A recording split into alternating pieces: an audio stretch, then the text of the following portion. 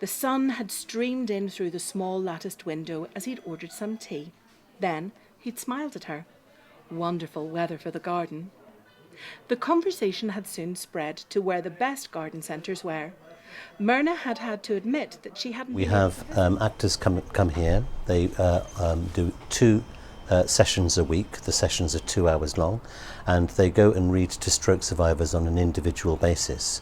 And the key thing about the service delivery is trying to deliver stories and material that are of interest to the stroke survivor rather than of interest to the actor.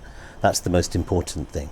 So that is what will stimulate their memory, stimulate their language, and alleviate a lot of the depression that's so often associated with stroke.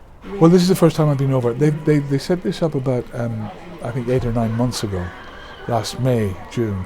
And so they've had 2 people coming in every week to read to those who want to be read to. And I think it's not like putting on the radio or, or reading a book. There's a human contact, and also because it's not family, which you're used to, or the staff who are there to make you get better. It's an influence from outside, like the world comes to them.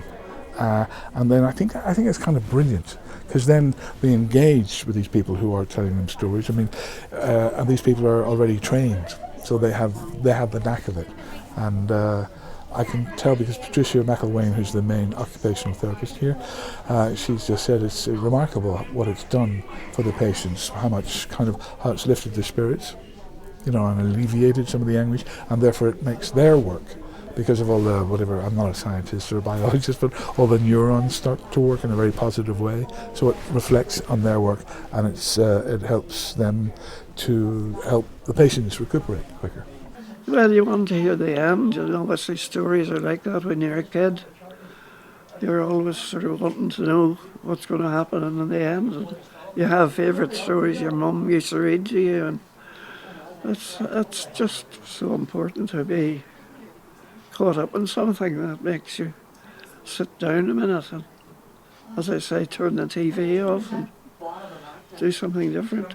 Feedback not only from patients is very positive, but also from hospital professionals. In fact, one of the most common feedbacks that we get from particularly occupational and speech therapists is that the work of Interact actually benefits their practice. Stroke survivors are far more likely, after having an Interact reader, they're far more likely to then engage in other hospital activities. One of the things that I've always found in particular is that when a stroke survivor says something like, "Oh, this is good food for the brain," or we had another quote once where somebody said, "This is better than 4 months of medicine," that type of anecdotal evidence really does need to be given the proper weight that it deserves, because too often the voices of stroke survivors are not given the same weight as the voices of a doctor.